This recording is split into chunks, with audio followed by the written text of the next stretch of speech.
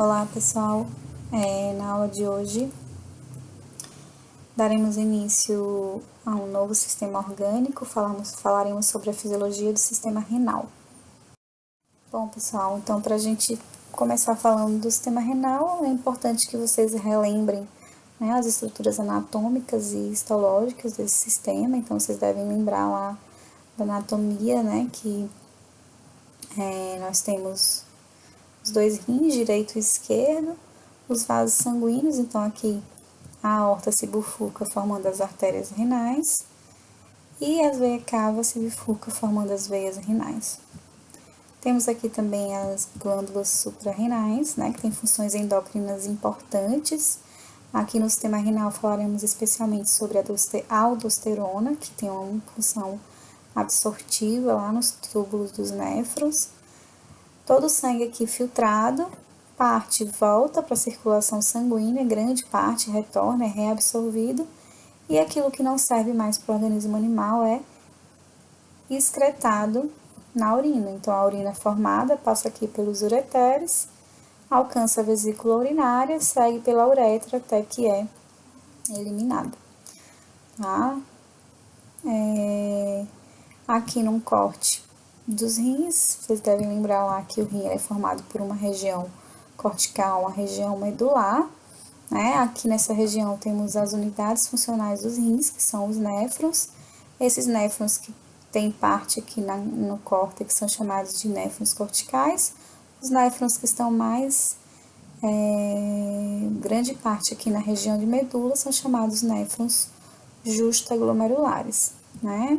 Aqui o cálix renal, pelve renal e o renal, ureter, por onde a urina. Então, a urina que é formada alcança aqui a região da pelve, segue pela ureter até a vesícula urinária. Tá? Relembraram, pessoal? Então, relembrando isso, eu pergunto para vocês, quais são as principais funções do sistema renal? O que vocês conseguem me dizer em relação a isso? E aí, quando a gente pensa em funções do sistema renal, tenho certeza que a maioria de vocês já pensou que a função do sistema renal é filtrar o sangue, né? Então, a gente vai falar muito do processo de filtração do sangue, né? E a importância desse processo, principalmente em relação à eliminação, à excreção de metabólitos, de fármacos que não são interessantes para o organismo animal quando acumulados, né, podendo ser tóxicos. Então, uma das principais vias de eliminação de metabólitos é, sim, através da filtração renal, ok? Além disso, pessoal, o sistema renal tem outras funções que também são muito importantes, uma vez que o sistema renal ele controla a volemia, né? Então ele responde a distúrbios hídricos, responde a distúrbios eletrolíticos e também ácidos básicos. Então, o sistema renal também tem um papel importante no controle ácido básico, juntamente, né, com o sistema respiratório, que a gente já falou, também eletrolítico, né? Então, dependendo se algum tipo de eletrólito está em excesso na corrente sanguínea, o sistema renal vai procurar eliminar até que ele se encontre numa concentração próxima da normalidade, né, das condições de homeostase. Também responde a distúrbios hídricos, controla a volemia. Também tem papel fundamental na regulação da pressão arterial, tá? A gente meio que já deu uma pincelada lá em cardiovascular, quando a gente falou do estímulo dos barorreceptores, né? A gente falou do sistema renal nesse controle em relação à liberação de renina, mas a gente vai entrar em mais detalhes agora no sistema renal, ok? Também tem função importante na produção de hormônios que estão relacionados à produção de eritrócitos, que é a eritropoetina, ok? E aí, quem que desempenha essas funções? Então, as funções desempenhadas por uma extensa variedade as funções renais são desempenhadas por uma extensa variedade de tipos celulares, cada qual com respostas específicas a sinais diretos e indiretos, dispostos em um padrão particular que forma a unidade funcional do rim, que é o néfron. né? Então, tudo que a gente for falar em relação ao processo de filtração, reabsorção, excreção renal, tudo que a gente for falar em relação à produção hormonal, controle de pressão, tudo isso está sendo percebido e todo esse processo está acontecendo em cada unidade funcional dos rins, que são os néfrons, ok?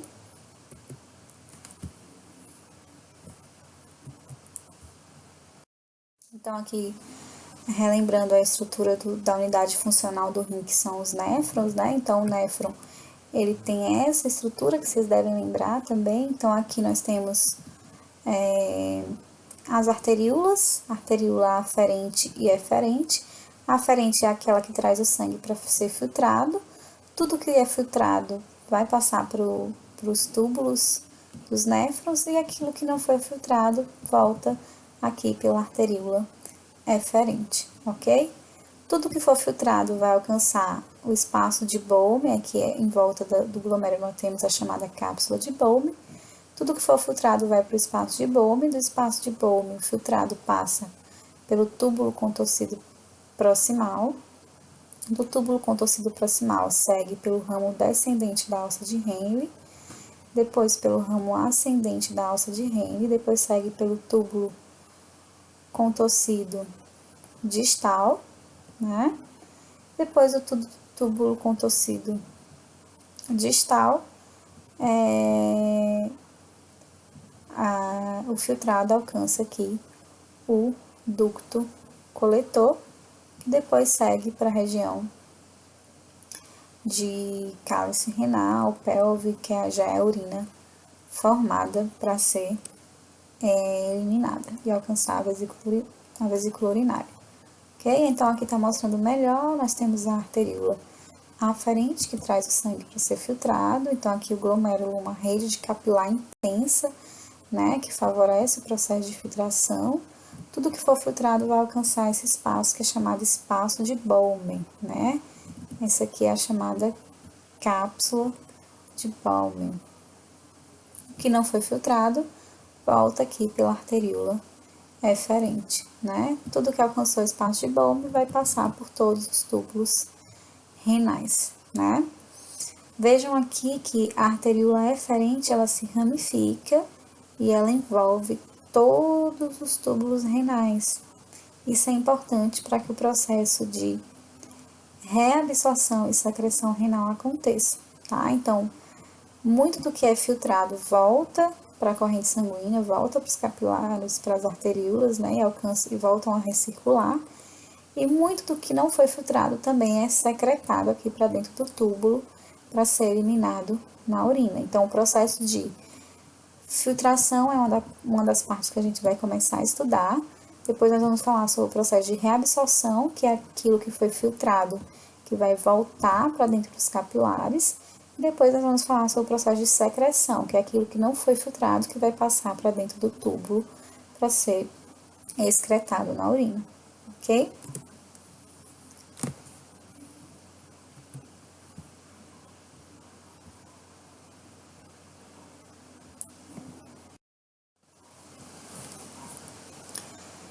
Então, vamos começar falando sobre filtração glomerular. Então, como vocês viram na imagem anterior, o glomérulo nada mais é do que uma compacta rede de capilares. Eles retêm os componentes celulares e as proteínas de peso molecular médio a elevado nos vasos, porém espelham um fluido quase idêntico ao plasma em sua composição hídrica e eletrolítica. Então, vejam que praticamente tudo que está no plasma sanguíneo é filtrado, só ficam retidas proteínas de peso molecular médio elevado. Até as proteínas pequenas são filtradas. Tudo isso que é filtrado é chamado de filtrado glomerular. Então, diante disso, pessoal, vejam que praticamente todo o sangue é filtrado, todo o sangue passa ali pelos glomérulos e alcança os túbulos renais. Para vocês terem uma ideia, o filtrado glomerular formados por minuto por quilograma de peso corporal em um cão de tamanho médio de 10 kg de peso corporal pode chegar a 3,7 ml por minuto por quilo. Então, se vocês fizerem esse cálculo de quanto que um animal ele vai filtrar por dia, é um número extremamente alto. E eu quero que vocês façam esse cálculo para mim, para a gente falar sobre esse resultado na videochamada. Então, eu faço o cálculo. Quanto que esse animal de 10 quilos filtra por dia, para vocês terem uma ideia da dimensão de quanto que é filtrado. Logo, se praticamente todo o sangue é filtrado, boa parte, grande parte desse filtrado tem que voltar para a circulação sanguínea pelo processo de reabsorção, tá? E aí, essa quantidade aqui de 3,7 ml por minuto por quilo de filtrado é chamado de taxa de filtração glomerular, ok? E aí, aproveitar aqui e falar para vocês que a taxa de filtração glomerular, gente, ela sempre tende a se manter constante. Então, sempre o sistema renal vai lançar mão de mecanismos para sempre manter essa taxa constante, não alterar. Então, por exemplo, uma pressão arterial do animal aumentado faz com que a taxa de filtração glomerular aumente, o sistema renal vai lançar mão de mecanismo para que ela diminua e volte aos níveis de normalidade. Do mesmo modo, se essa taxa de filtração glomerular diminui por conta de uma baixa volemia, uma baixa pressão arterial, mais uma vez o sistema renal vai lançar mão de mecanismos para aumentar essa taxa de filtração até os níveis de normalidade. Então, sempre a taxa de filtração glomerular tende a se manter constante, tá? Dentro das condições possíveis, né, do organismo animal, quando ele está com esse sistema funcionando adequadamente, normalmente. Aqui mostrando para vocês uma imagem de microscopia eletrônica, né? Então, aqui nós temos toda a rede de capilares, né, do glomérulo, do néfron. Aqui a cápsula de Bowman, né? E aqui o espaço de Bowman, onde o filtrado, onde tudo que for filtrado alcança, que é essa cápsula, para depois seguir para os túbulos renais. Então, aqui mostrando para vocês os tipos de néfron, né? A gente já falou, mas só para a gente relembrar. Então, nós temos os néfrons corticais, que ficam aqui mais na superfície, né, do córtex renal. Esses apresentam uma alça de Henle mais curtinha. A gente vai ver que a principal função da alça de Henle está relacionada à reabsorção de água. Então, esses néfrons com alça de Henle mais curta reabsorvem menos água, para a corrente sanguínea. E aqui, os néfrons que são mais profundos, a medula renal, chamados néfrons justaglomerulares, eles apresentam uma alça de Henle mais longa, logo a reabsorção de água é maior. Então, nesse caso aqui, se a reabsorção de água é menor, a urina ela fica com muito mais água, muito menos concentrada. Já néfrons com alça de Henle mais longa absorvem mais água, então a urina ela fica mais concentrada, com menos quantidade de água, ok?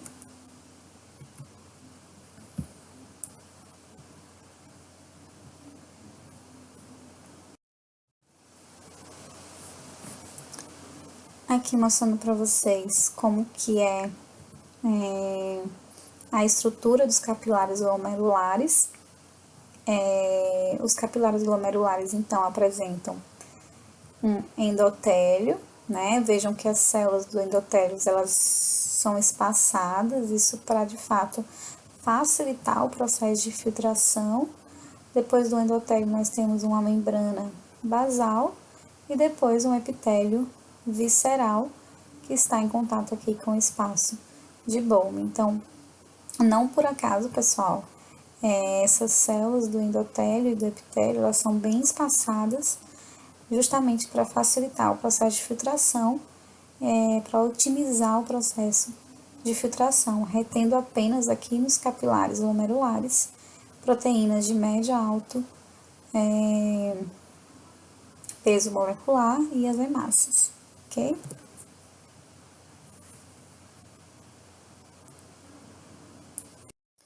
Bom, e aí, quando a gente fala em taxa de filtração glomerular, a gente tem que relacionar as forças motrizes, as pressões que vão favorecer ou não esse processo de filtração.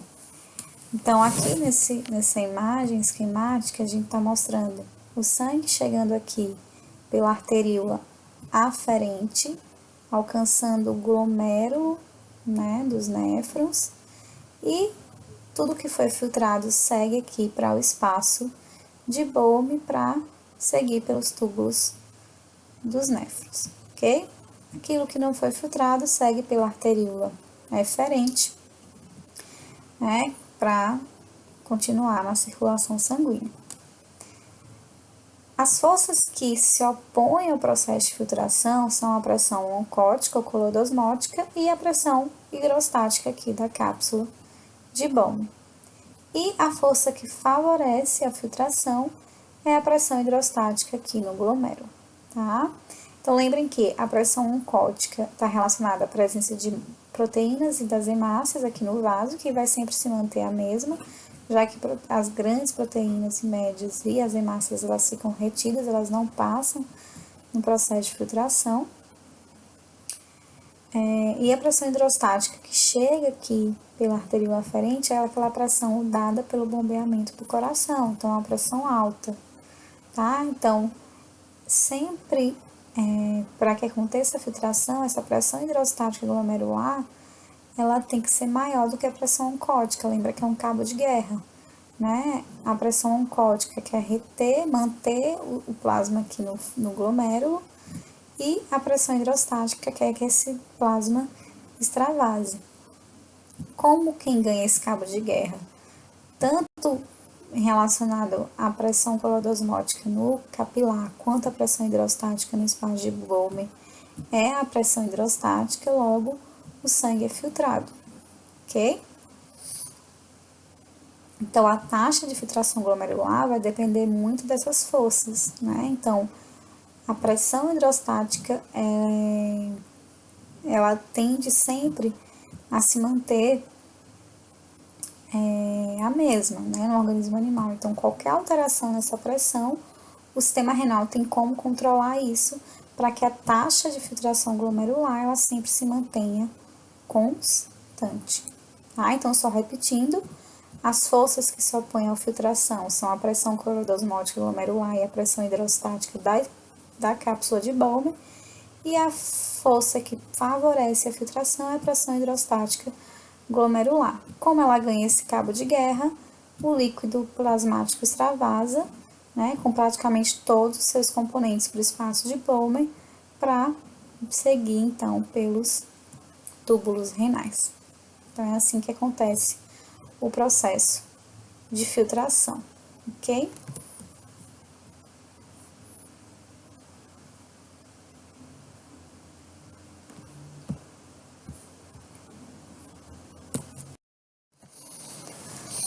E aí, como eu falei para vocês, a taxa de filtração glomerular, ela sempre tende a se manter relativamente constante.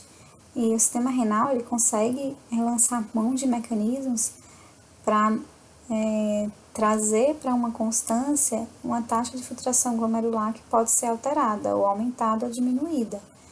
Como que acontece isso? Acontece por alguns mecanismos sistêmicos e intrínsecos ali em cada néfron, tá?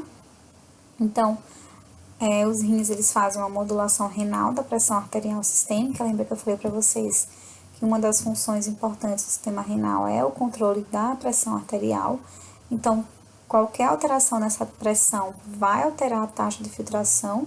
Então, se tem um aumento da pressão arterial, a taxa de filtração glomerular vai aumentar. Se tem uma diminuição da pressão arterial, a taxa de filtração glomerular vai diminuir. Percebendo isso, existem receptores nas arteríolas, tá, que percebem essa variação na taxa de filtração glomerular, e elas vão tentar controlar essa taxa. de forma sistêmica, através do sistema renina-angiotensina-aldosterona, que a gente vai entender já já, ou um controle intrínseco do fluxo sanguíneo renal, através da mudança na resistência ao fluxo nas arteríolas aferentes e eferentes, causando reflexo miogênico, que a gente vai entender melhor também, e também através do feedback túbulo-glomerular. Então, todos esses mecanismos, sistema renina-angiotensina-aldosterona, reflexo miogênico e feedback túbulo-glomerular, são mecanismos para o controle da taxa de filtração glomerular, uma vez que ela sempre vai tender a se manter constante, ok? Então, agora vamos falar um pouquinho de cada um desses processos de regulação da taxa de filtração glomerular. Bom, pessoal, esse esquema, ele resume bem o sistema renina-angiotensina-aldosterona no controle da taxa de filtração glomerular e, consequentemente, vocês vão ver no controle da pressão arterial, já que uma das funções dos rins é controle da pressão arterial e volemia também, tá? Vejam aqui, ó, que a gente começa com uma situação em que se tem uma diminuição da perfusão renal, ou seja, a taxa de filtração glomerular está baixa. Quando a taxa de filtração glomerular está baixa, células chamadas células justaglomerulares presentes nas arteríolas, na arteríola aferente, percebem essa mudança de perfusão e começam a liberar um hormônio que tem função de enzima, que é chamada renina, tá? A renina cai na circulação sanguínea e converte angiotensinogênio, que é produzido no fígado, em angiotensina 1. A angiotensina 1, por sua vez, pela ação de outra enzima, que é chamada enzima conversora de angiotensina, a enzima ECA, que é produzida tanto por células endoteliais do pulmão e dos rins. Essa enzima, a enzima conversora de angiotensina, ECA, converte a angiotensina 1 em angiotensina 2. A angiotensina 2, pessoal, é a grande protagonista do processo de controle da taxa de filtração glomerular e também da pressão arterial sistêmica. Por quê? Porque a angiotensina 2, ela aumenta a atividade simpática, ela estimula a atividade simpática. Se tem estímulo à atividade simpática, concordam comigo que eu vou ter aumento da frequência cardíaca, eu vou ter aumento da força de contração, eu vou ter aumento do débito cardíaco, eu vou ter vasoconstrição periférica, eu vou ter aumento da pressão arterial, ok? Além disso, a angiotensina 2 também estimula a reabsorção tubular de íon sódio e cloro. Lembra que tudo que está no plasma é filtrado, inclusive os eletrólitos, né? E aí a angiotensina 2, ela vai lá nos túbulos dos néfrons e estimula uma maior reabsorção de sódio e de cloro, ou seja, um maior retorno de sódio e de cloro para os vasos sanguíneos. Se eu tenho mais sódio e cloro voltando para os vasos sanguíneos, eu tenho uma maior retenção de água, também uma maior reabsorção de água, já que a água segue o soluto para os vasos, menor excreção de urina, menor quantidade de água na urina, maior retenção de água para aumentar a volemia, ok? Então, ela estimula a reabsorção de sódio e cloro e a excreção de potássio, e com isso se tem uma maior retenção de água na circulação sanguínea, menor eliminação de água na urina, tudo isso para aumentar a volemia e tentar elevar a perfusão e a taxa de filtração glomerular, tá? A angiotensina também estimula a glândula suprarrenal ou adrenal a secretar aldosterona. E a aldosterona também tem função de estimular a reabsorção de sódio e cloro e excreção de potássio. Então, potencializando aqui a maior retenção de água, maior reabsorção de água na circulação, né? Aumentando a volemia. A angiotensina 2 também tem uma grande, importante função vasoconstritora arteriolar Então, se ela tem função vasoconstritora, se aumenta a pressão sanguínea. A angiotensina 2 também vai lá na neurohipófise e estimula a liberação de hormônio antidiurético.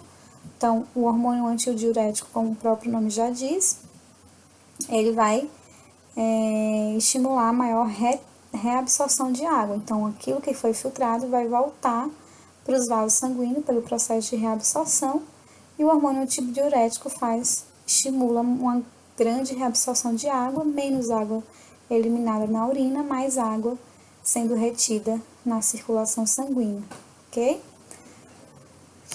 Então, retenção de água e sal, volume circulante efetivo aumenta, perfusão do aparato justaglomerular aumenta, até os níveis de constância da taxa de filtração glomerular, ok?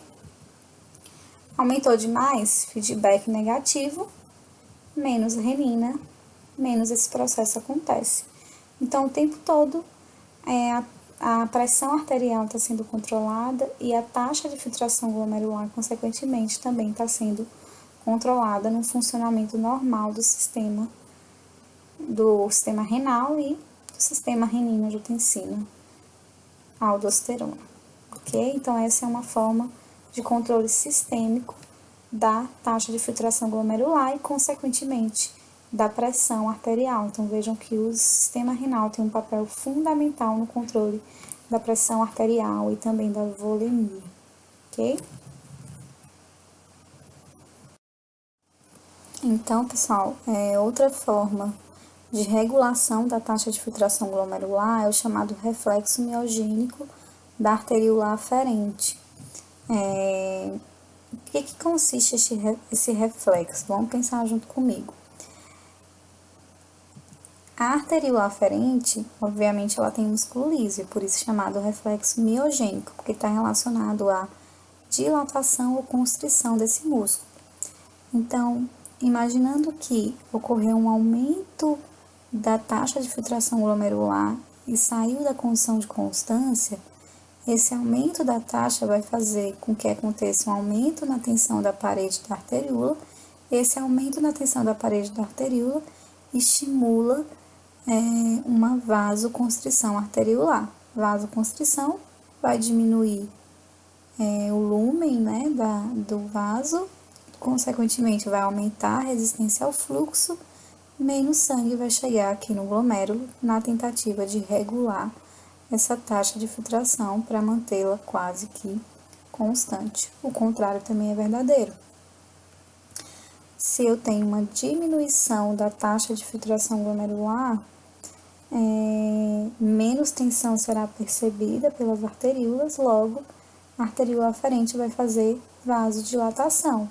Aumenta o volume, diminui a resistência ao fluxo, mais sangue vai chegar no glomérulo, aumentando a taxa de filtração glomerular até que ela fique numa taxa constante, né? Lembre que ela sempre tende a se manter constante. Então, é isso que mostra aqui o gráfico, ó.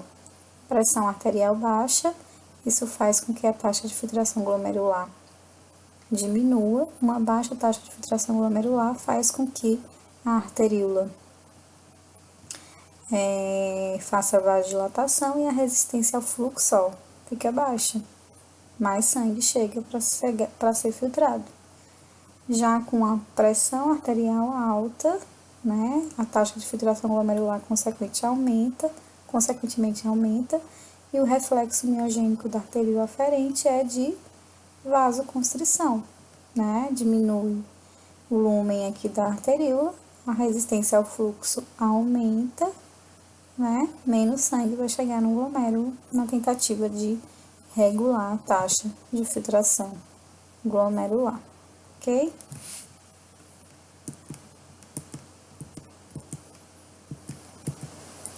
Então, outra forma de regular a taxa de filtração glomerular é através do feedback túbulo glomerular, que acontece em cada néfron renal. Antes da gente falar sobre esse mecanismo de regulação, é importante que vocês lembrem sobre essa estrutura, que provavelmente vocês viram lá na histologia, que é o chamado aparelho justaglomerular. né? Então, aqui o aparelho justaglomerular é composto pelas arteríolas, né?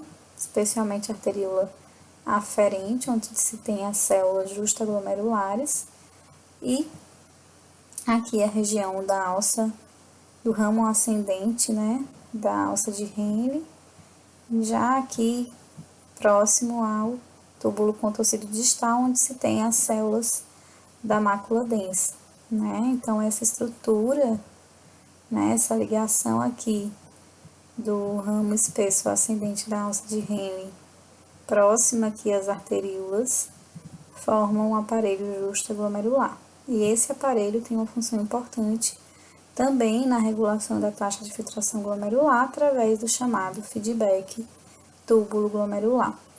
Então, como que acontece esse controle? Então, vamos imaginar que a taxa de filtração da glomerular aumentou, tá?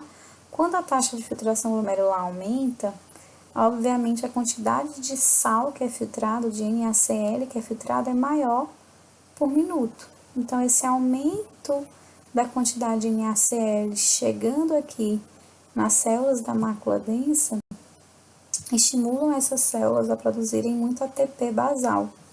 Esse aumento de ATP basal inibe as células justaglomerulares a produzirem renina. Se se tem menos renina, né, na circulação sistêmica, menos renina, menos renina estimulando, convertendo a angiotensina-gena em angiotensina-1, menos angiotensina-1 sendo convertida em angiotensina-2.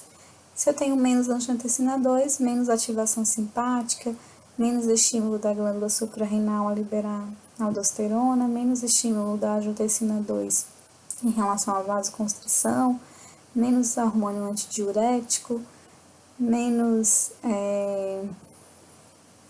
reabsorção de sal. Tudo isso vai fazer com que eu tenha uma maior eliminação de água na urina. Mais água na urina, menos água sendo reabsorvida, consequentemente, a volemia baixa, a pressão arterial baixa e a taxa de filtração glomerular volta à normalidade, ok? Se a taxa de filtração glomerular estiver muito baixa, o que acontece?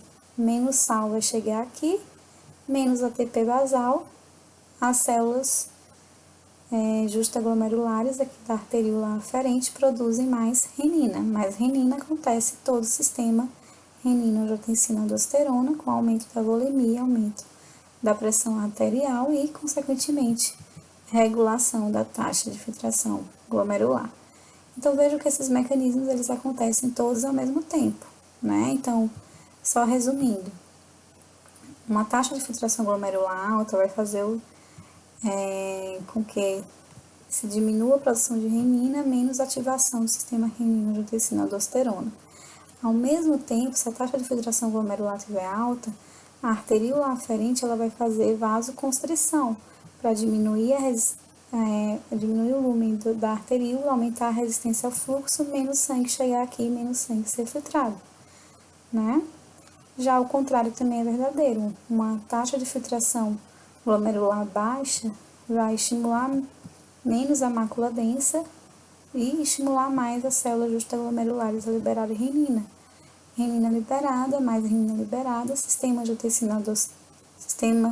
angiotensina-aldosterona ativado, e a arteríola aferente, o reflexo miogênico vai ser de dilatação, né, para diminuir a resistência ao fluxo e mais sangue ser filtrado.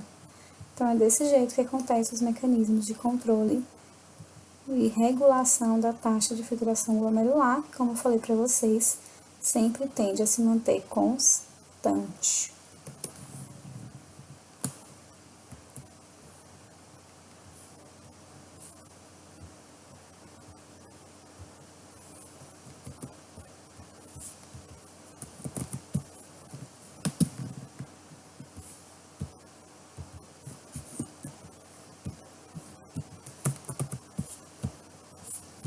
Bom, então era isso que eu tinha para falar para vocês em relação ao processo de filtração glomerular. Mas antes da gente seguir para a próxima etapa, para falar de reabsorção, é importante que a gente se familiarize com alguns termos e qual o sentido do transporte da água e dos nutrientes e eletrólitos, ok? Então, toda vida que eu falar em filtração, você já sabe, você já entende que é aquilo que está sendo passado de dentro do glomérulo para o espaço de Bowman e que vai percorrer os túbulos dos néfrons, ok? Sempre que eu falar em reabsorção, entendam que o que foi filtrado que vai passar de dentro do túbulo do néfron para o capilar peritubular, tá? O que é o capilar peritubular? Nada mais é do que a arteríola eferente, que vem aqui com aquelas, só com as hemácias, né, e as grandes proteínas. Essa arteríola se ramifica e envolve todo o néfron, justamente para facilitar esse processo de reabsorção, né, que é a volta, né, de ar do filtrado para dentro do capilar, de boa parte do filtrado para dentro do capilar. Secreção é aquilo que vai passar de dentro do capilar peritubular para dentro do túbulo do néfron, ok? E excreção é tudo que vai ser eliminado na urina. Então, é importante que vocês entendam esses termos. Então, filtração, tudo que está passando do glomérulo para dentro do espaço de Bowman vai seguir pelos túbulos do néfron. Reabsorção é todo filtrado que vai voltar para a circulação sanguínea, ou seja, que vai voltar para o capilar peritubular. Secreção é aquilo que não foi filtrado, mas está sendo secretado do capilar peritubular para dentro do túbulo do néfron. E excreção é tudo aquilo que foi eliminado na urina, ok?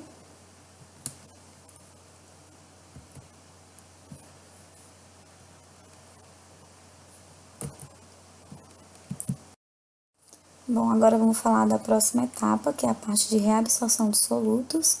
E aí eu já começo falando para vocês que a maior parte do ultrafiltrado formado no glomérulo deve ser reabsorvido pelos túbulos renais, ou seja, voltar para o capilar peritubular, voltar para a circulação. Por quê? Se vocês fizerem aquele cálculo que eu pedi para vocês, vocês vão ver que grande parte dos componentes do sangue são filtrados. Imagina se tudo isso fosse perdido na urina, o animal ia ter que repor água e eletrólitos o dia inteiro, e mesmo assim o organismo ainda sofre déficit, tá? Então, 99% da água filtrada e do sódio são resgatados no processo de reabsorção. Toda a glicose é filtrada, tá, gente? A glicose não deve ser encontrada na urina. Se for encontrada glicose na urina, provavelmente esse animal pode ser diabético ou ele pode ter alguma disfunção renal, ok? Então, agora a gente vai entender como que acontece esse processo de reabsorção de água e solutos ao longo dos túbulos renais.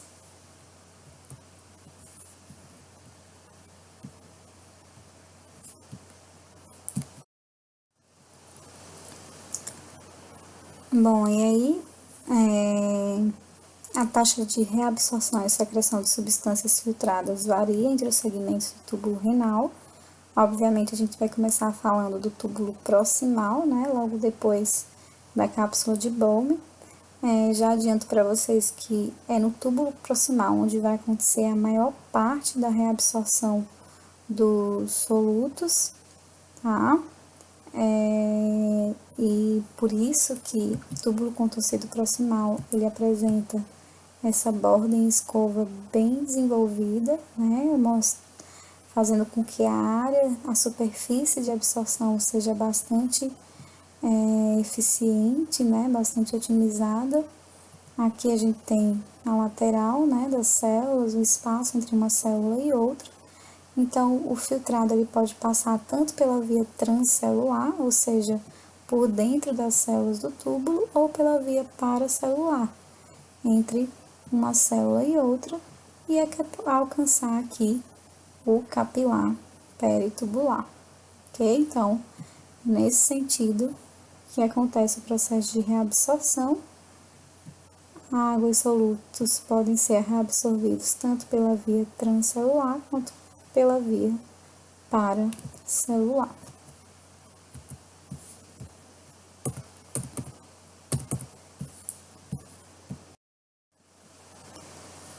E aí, o que vai favorecer então o processo de reabsorção, pessoal? Forças motrizes. Lembram que aqui o que foi filtrado fez com que a pressão hidrostática no glomérulo caísse. Logo, a pressão hidrostática aqui no capilar peritubular está baixa e a pressão oncótica se manteve por conta das hemácias e das proteínas de médio e alto peso molecular.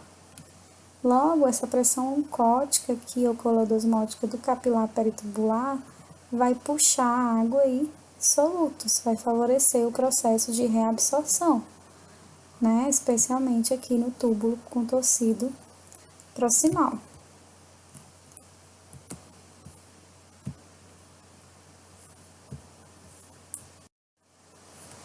E aí, lá no túbulo contorcido proximal, como eu falei para vocês, acontece a maior parte do processo de reabsorção de eletrólitos, de glicose, proteína, aminoácidos, né? Então, praticamente boa parte do filtrado é reabsorvido já no início do néfron, já no túbulo contorcido proximal, né? Então, aqui glicose, sódio, aminoácidos, citratos, sulfatos, fosfatos, tudo já é reabsorvido ali nos túbulos contorcidos proximais. Existem proteínas, né, na membrana das células dos túbulos que facilitam esse transporte. Então, vejam que todos os componentes do ultrafiltrado são reabsorvidos por cotransporte com o sódio, e vocês já entendem, né, como que acontece esse cotransporte. O sódio ele vem sempre a favor do gradiente de concentração, por conta da bomba de sódio potássio ATPase, que está aqui jogando 3 sódio para fora e 2 potássios para dentro.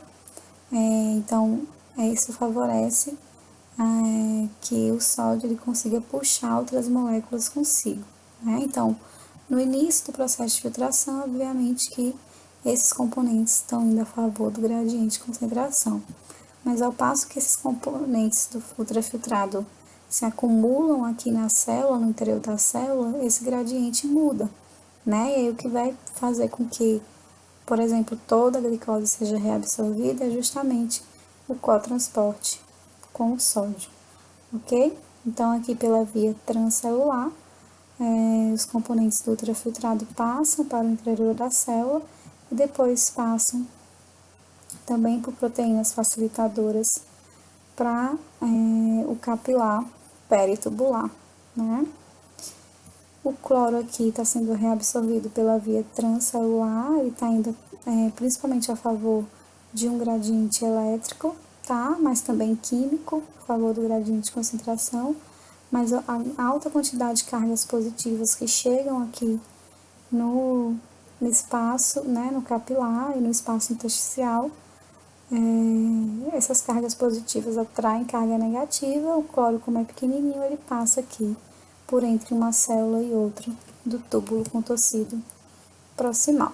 Então, resumindo, gente, grande parte do filtrado já é reabsorvido lá no túbulo contorcido proximal, né? Sódio, cloro, glicose, fosfatos, sulfatos, citratos, aminoácidos, tudo já é reabsorvido no túbulo contorcido proximal, que apresenta aquela borda escova bem desenvolvida, né? Que favorece o processo reabsortivo. Todos esses componentes são reabsorvidos pelo processo de cotransporte com o sódio, né?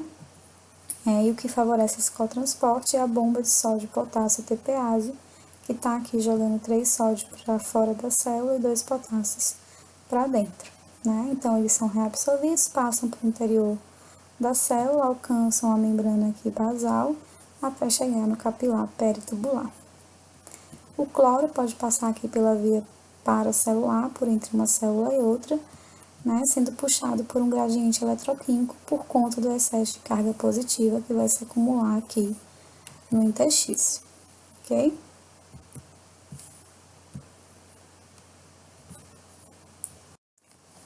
O bicarbonato também é reabsorvido pelas células do túbulo contorcido proximal. Existe anidrase carbônica tanto no lúmen do túbulo quanto no citoplasma da célula do túbulo. A anidrase carbônica no lúmen, ela vai catalisar a reação de bicarbonato, né, que foi filtrado, com H+, formando ácido carbônico, que vai se dissociar em H2O e CO2 no lúmen. Esse CO2 ele vai passar por um canal para dentro do citoplasma, e dentro do citoplasma o CO2 vai se unir à água por ação da anidrase carbônica, formando ácido carbônico, que vai se dissociar em bicarbonato e H+. O H+ vai num sentido, o bicarbonato no outro. Então, o H+ vai para o lúmen, né, que vai servir para novas reações aqui no lúmen, né, de dissociação do bicarbonato, e o bicarbonato vai para a membrana basal alcançar o capilar peritubular. Da mesma forma que lá no intestino que a gente viu, lá nos enterócitos, o bicarbonato é reabsorvido de forma indireta, né? Houve a formação de água, CO2 aqui no lúmen, e foi reabsorvido o bicarbonato aqui no capilar peritubular por conta da ação da anidrase carbônica no citoplasma da célula.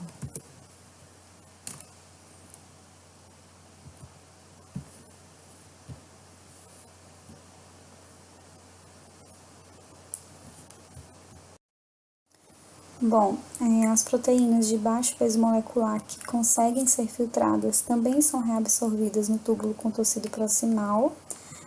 Nas células do túbulo contorcido proximal existem receptores na superfície aqui das células que são chamados megalina e cubalina.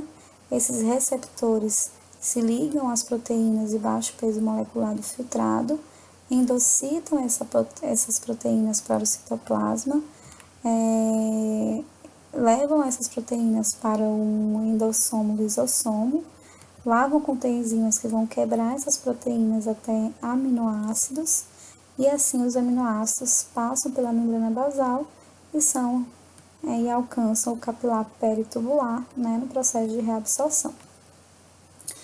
Os receptores, por sua vez, são reciclados, voltam para a superfície da célula para capturarem novas proteínas no processo de reabsorção.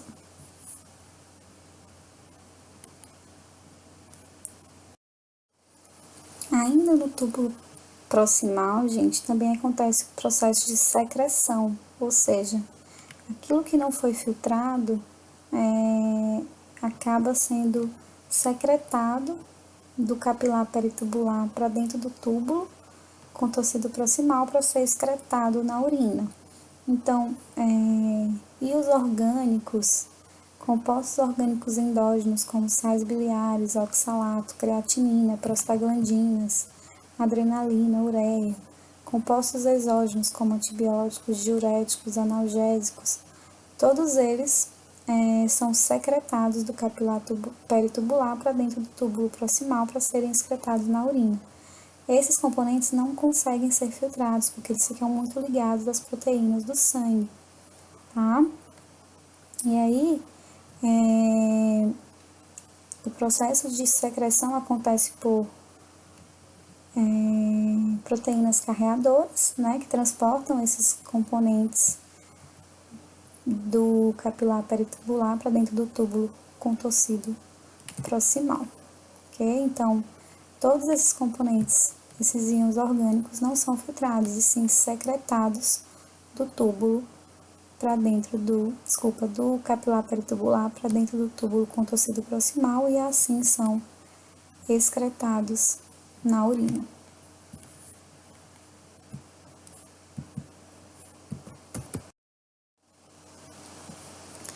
Bom, saímos do túbulo contorcido proximal, chegamos no ramo fino descendente da alça de Henle.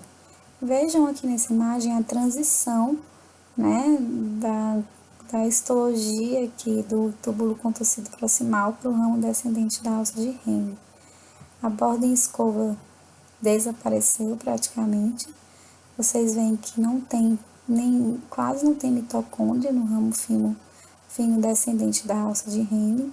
Então, basicamente, a função desse ramo da alça de Henle é reabsorção de água. Então, basicamente, reabsorção de água, já que não se tem borda escova, não tem área absortiva, não se tem mitocôndria para facilitar o processo reabsortivo. Então, o epitério é baixo, poucas mitocôndrias, poucas dobras membranosas internas. Então, função da alça de Henle descendente, ramo fino da alça de Henle descendente, é a absorção de água, ok?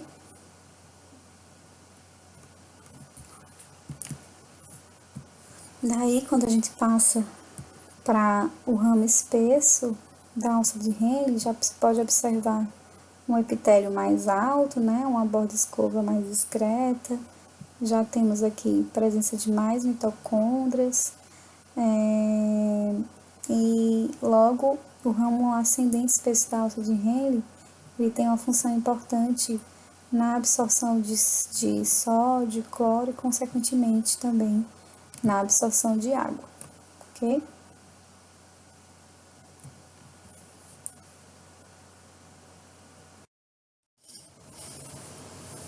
Bom, pessoal, tanto o ramo ascendente espesso da alça de Henle quanto o túbulo contorcido distal fazem reabsorção de sódio e cloro e também de cátions divalentes como magnésio e cálcio.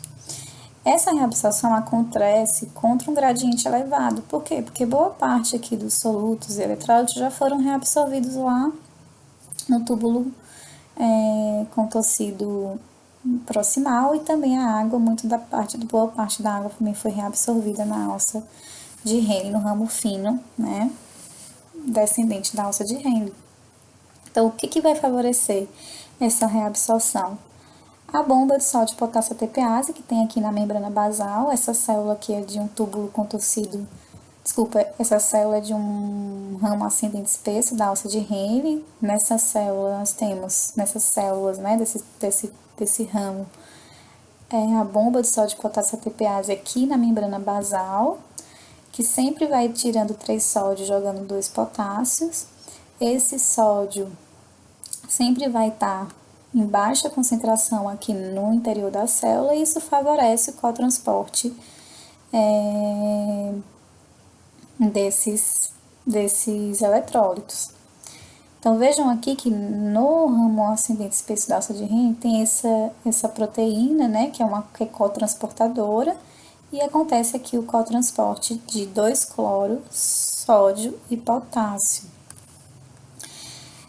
O cloro que é transportado para o citoplasma da célula, ele passa aqui por uma proteína, né, que facilita a saída a favor do gradiente de concentração e vai alcançar o capilar.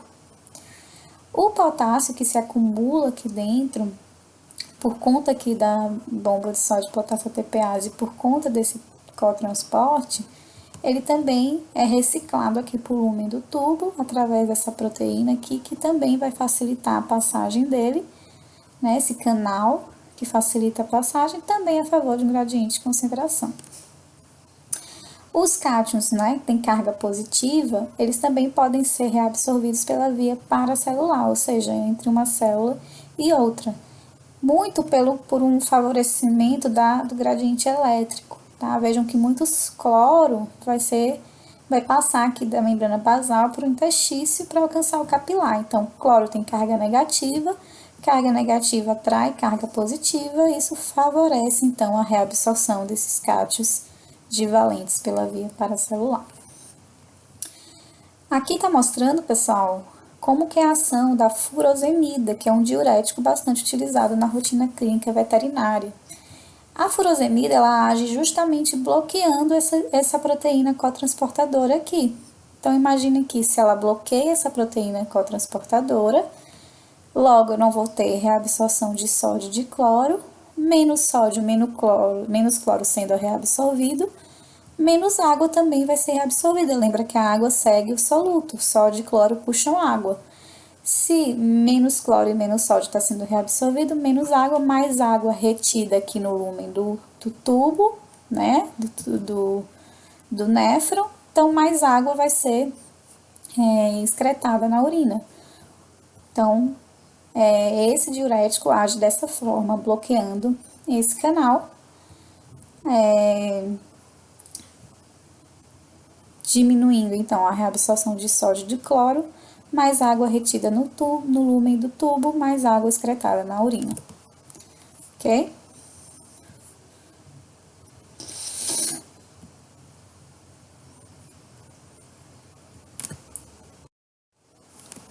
Aqui uma célula do túbulo contorcido distal. O túbulo contorcido distal, como a gente falou, também faz reabsorção de sódio, de cloro e de cátions divalentes aqui como cálcio. Mais uma vez, vejam que o que vai favorecer o transporte de sódio e de cloro é a bomba de sódio e potássio ATPase aqui na membrana basal, que vai jogando 3 sódios para fora e 2 potássios para dentro, né? No túbulo contorcido distal existe uma proteína da membrana que é cotransportadora também, mas nesse caso ela só cotransporta um sódio e um cloro, né? E o cloro ele também vai passar aqui por proteínas, por canais na membrana basal por um interstício e alcançar o capilar, a favor de um gradiente de concentração. Nesse caso aqui, o potássio ele vai passar da membrana basal também pro interstício, né, a favor de um gradiente de concentração, já que ele está se acumulando aqui. E o cálcio também tem proteínas na membrana das células, canais, né, que vão fazer a reabsorção de cálcio para a membrana basal e para que o cálcio possa ser reabsorvido para o capilar peritubular. Aqui no túbulo contorcido distal, outra classe de diuréticos agem, que são as tiazidas. Então, as tiazidas agem bloqueando essa proteína cotransportadora de sódio e de cloro no túbulo contorcido distal, tá? Então, se ela bloqueia esse canal, menos sódio, menos cloro sendo reabsorvido, menos água vai ser puxada, né, pela absorção desses eletrólitos, mais água retida no lúmen, mais água eliminada na urina, por isso a ação diurética. Então, se você quiser potencializar uma ação diurética, usa uma medicação das classes das tiazidas e associa com furosemida. Um vai agir na alça de Henle, né, no ramo ascendente espesso da alça de Henle, e o outro no túbulo contorcido distal, a ação diurética vai ser potencializada, ok?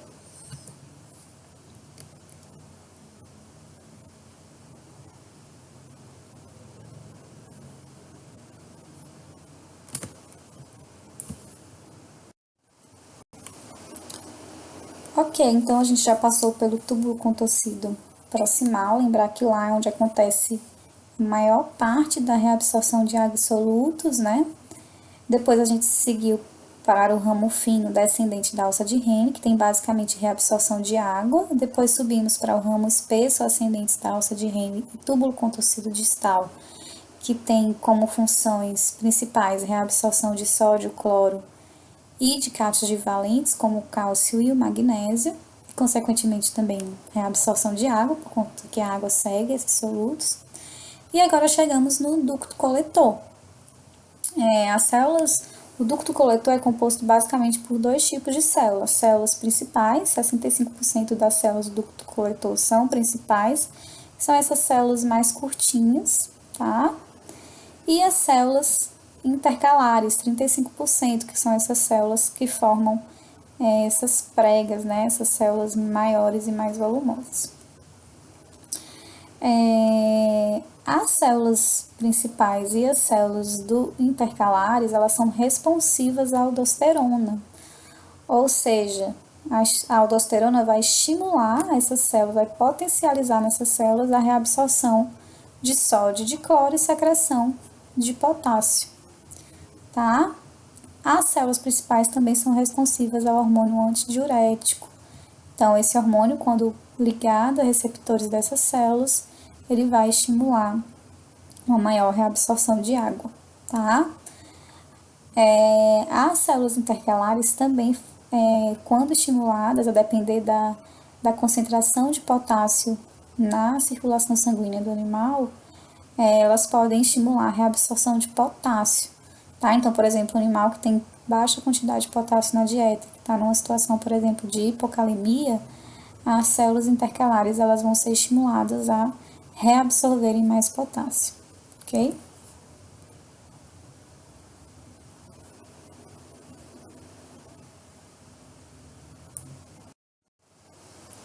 Bom, aqui nós temos uma representação de uma célula principal. Essas células têm aqui na membrana basolateral também uma bomba de sódio e potássio ATPase, né, que sempre vai retirar sódio para o intestício e trazer 2 potássios. Aqui lembra que é o lumen do órgão. Existem canais de escoamento aqui na membrana apical da célula, canais para sódio e canais para potássio. Obviamente que esses canais vão favorecer o escoamento desses eletrólitos a favor de um gradiente de concentração, né? Como o sódio, ele sempre vai estar com baixa concentração no citoplasma, esses canais vão favorecer a entrada de sódio para a célula, que depois vai ser reabsorvido para o intestino capilar por conta da ação da bomba. E o potássio que vai sendo trazido para o citoplasma, ele vai ser secretado, né, aqui no lúmen, por conta também desses canais de escoamento, e ele passa a favor de um gradiente de concentração. A aldosterona, pessoal, potencializa a ação dessa proteína, né, da bomba de sódio, potássio, TPase e também desses canais. Então, a aldosterona ela vai potencializar a reabsorção de sódio e a secreção de potássio, ok? Então, é o que está vendo aqui, a aldosterona aumenta a atividade da bomba e a atividade dos canais, né? Tanto para sódio quanto eleva a permeabilidade do potássio na membrana plasmática apical. E aí, ó, quando o potássio da dieta é restrito, a atividade ATPase e expressão do ducto coletor são reguladas e a atividade do canal apical é inibida. Então, se o animal está com uma situação de hipocalemia, ele precisa reabsorver mais potássio e não excretar potássio no lúmen, secretar potássio no lúmen para ser excretado na urina. Então, quando o animal está numa situação de hipocalemia, esses canais eles são inibidos e a atividade da bomba diminui e o potássio ele vai acabar sendo mais reabsorvido, porque aqui na imagem não mostra mais reabsorção por proteínas que estão localizadas na membrana basolateral da célula, ok? E o contrário também é verdadeiro. Numa situação de hipercalemia, né, muito potássio, esses canais são mais ativos para que o animal secrete mais potássio e reabsorva mais sódio, ok?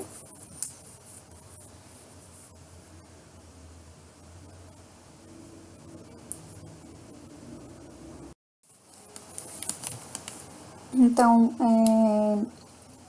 falando especificamente dos sinais sistêmicos, né, e intrarrenais que regulam a reabsorção de eletrólitos como sódio, potássio, cálcio e de água, a gente pode falar da angiotensina 2, né, que vocês já conhecem, sabe que a angiotensina 2 ela vai estimular a maior reabsorção de sódio, né, e esse estímulo acontece principalmente na região do túbulo proximal, néfron distal e ducto coletor, né, então ela estimula aqueles canais a potencializar o seu processo de reabsorção. A aldosterona, a gente já falou, né? Aumenta a reabsorção de sódio e secreção de potássio, especialmente lá nos ductos coletores, né? O hormônio antidiurético aumenta a reabsorção de água e ureia, e ele também faz esse estímulo lá em ducto coletor. Além disso, nós temos outros hormônios que regulam o transporte de sódio, que incluem o hormônio antidiurético, que a gente já falou, o óxido nítrico, né, que diminui a reabsorção de sódio e também influencia no controle da pressão sistêmica. Temos outro hormônio também liberado por várias células, que é a endotelina. A endotelina ela aumenta a excreção renal de água e de cloreto de sódio. Temos também o peptídeo natriurético, que é liberado pelos átrios. Esse estimula a excreção de sódio, né? Maior excreção de sódio, maior eliminação de água, para baixar a pressão arterial. Em relação à reabsorção e excreção de cálcio, temos os hormônios calcitonina e paratormônio. Calcitonina é liberado pela tireoide, paratormônio pela paratireoide. Eles têm funções opostas, a gente vai falar com mais detalhe deles na endocrinologia, no sistema endócrino. Mas a calcitonina, ela estimula maior excreção de cálcio na urina e o paratormônio, maior reabsorção de cálcio. Obviamente, a depender da necessidade do organismo do animal. A gente falou também que uma das funções dos rins é o equilíbrio hídrico, né? Então, ele controla a osmolaridade sanguínea. Então, por conta desses processos reabsortivos, processos de secreção e excreção, poderem ser controlados a depender da necessidade do organismo animal, o sistema renal tem esse papel importante no equilíbrio hídrico. Então, ele faz a manutenção da quantidade de água no organismo e também a tonicidade do plasma.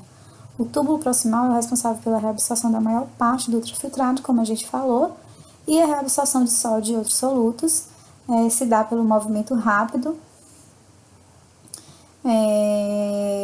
de grande volume de água do líquido tubular para dentro do intestício, né? Então, quanto mais sódio for reabsorvido, mais água também vai ser movimentada para o líquido tubular e seguir para o intestino e alcançar o capilar peritubular, aumentando então, por exemplo, a volemia.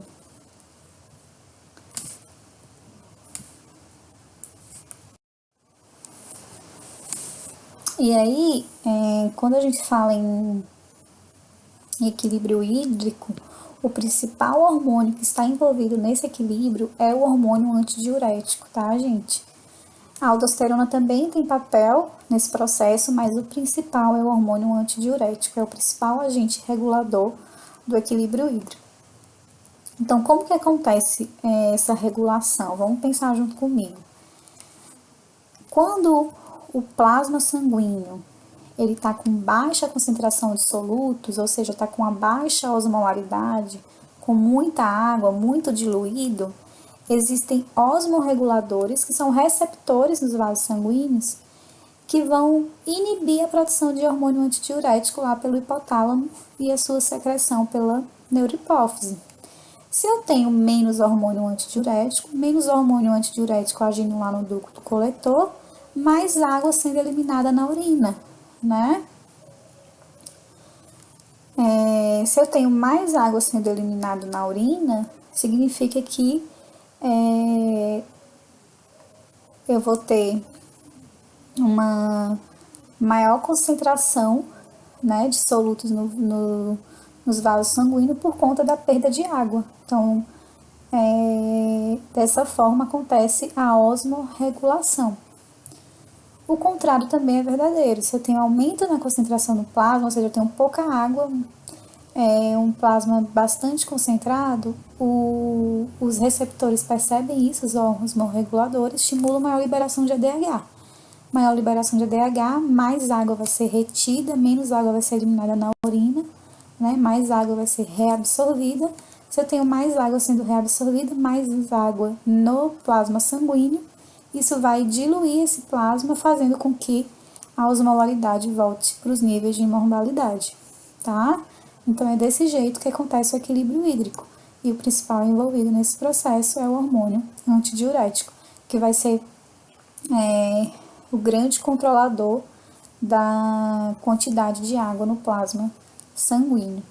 Como eu falei para vocês, a aldosterona também participa no equilíbrio hídrico, né, do organismo, aumentando a reabsorção de sódio nos túbulos renais, consequentemente levando a uma maior retenção de água e concentrando a urina. Mas o principal, como eu falei, é o hormônio antidiurético.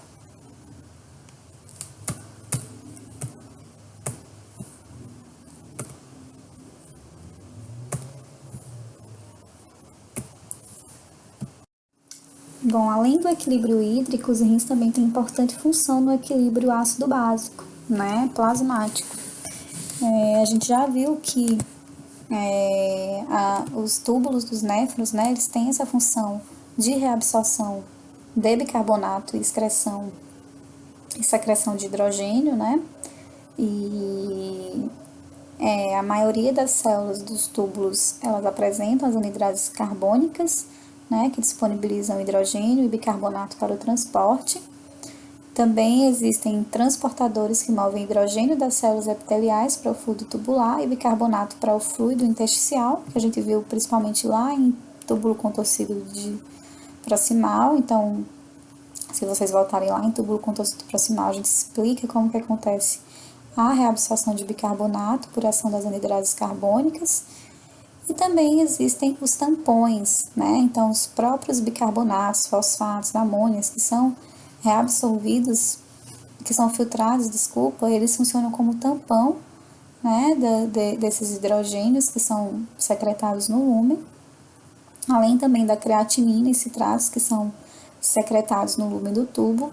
Todos eles vão funcionar, vão ter poder tamponante para evitar que o fluido do tubo, né, a urina, fique muito ácida e possa danificar o próprio tubo do néfron.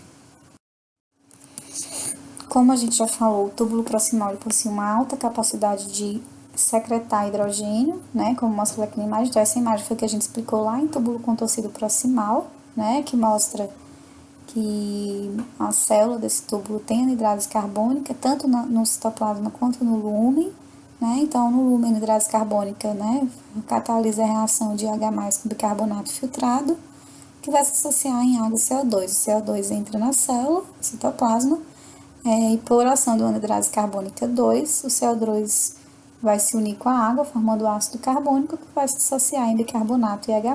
O bicarbonato vem para o interstício, né, pela membrana basal, e o hidrogênio, por uma enzima hidrogênio ATPase, uma proteína, ele vai para o lúmen do órgão. Então, ele tem essa capacidade, né, de secretar hidrogênio no lúmen e reabsorver bicarbonato para o interstício e depois para o capilar peritubular. O ramo espesso ascendente da alça de Henle também absorve bicarbonato filtrado, porém essas regiões do néfron, elas fazem esse processo independente do pH sanguíneo, tá? Quem vai ter a função importante, de fato, no controle da acidez ou da alcalinidade do plasma sanguíneo é o ducto coletor. Bom, então, as principais células que estão relacionadas ao equilíbrio hídrico, que respondem ao pH sanguíneo, são as células do ducto coletor, tá? Existem as células principais intercalares lá no ducto coletor, né, que a gente já falou, e são as células principais que vão responder a esse pH sanguíneo. Então, existem dois tipos de células principais.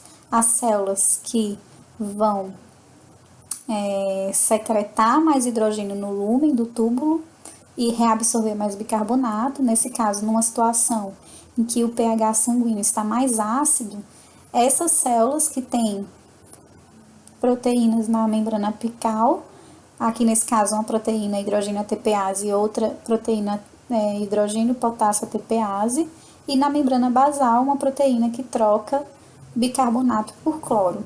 Essas células, obviamente, têm anidrase carbônica, então elas são mais estimuladas quando o plasma sanguíneo está ácido.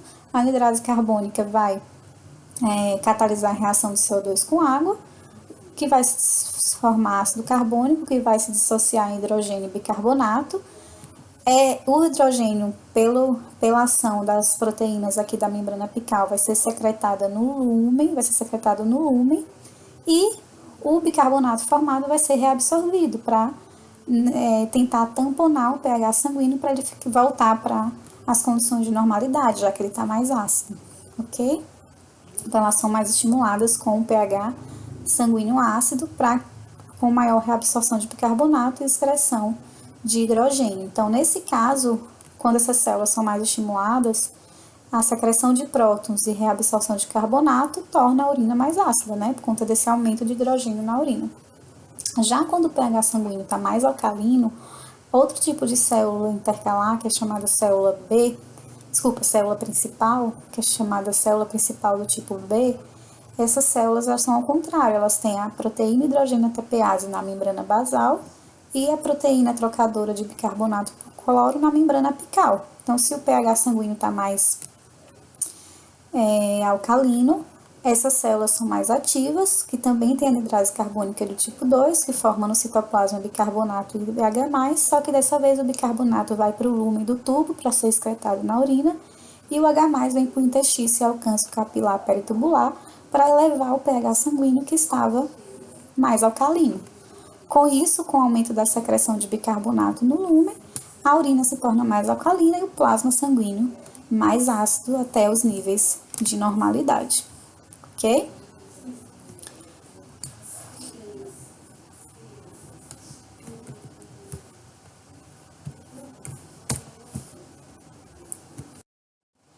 Então é isso, pessoal, que eu tinha para falar para vocês desse sistema renal. O sistema renal é mais curtinho mesmo, apesar de ter muitos mecanismos importantes, né, nas funções corporais, né, como o processo de filtração do sangue, né, eliminação de metabólitos e fármacos, controle da pressão sanguínea, controle dos distúrbios eletrolíticos, equilíbrio hídrico, equilíbrio ácido-básico. Então, o sistema renal tem funções fundamentais para o controle da homeostasia do organismo animal. É isso, pessoal. Até a próxima aula e bons estudos.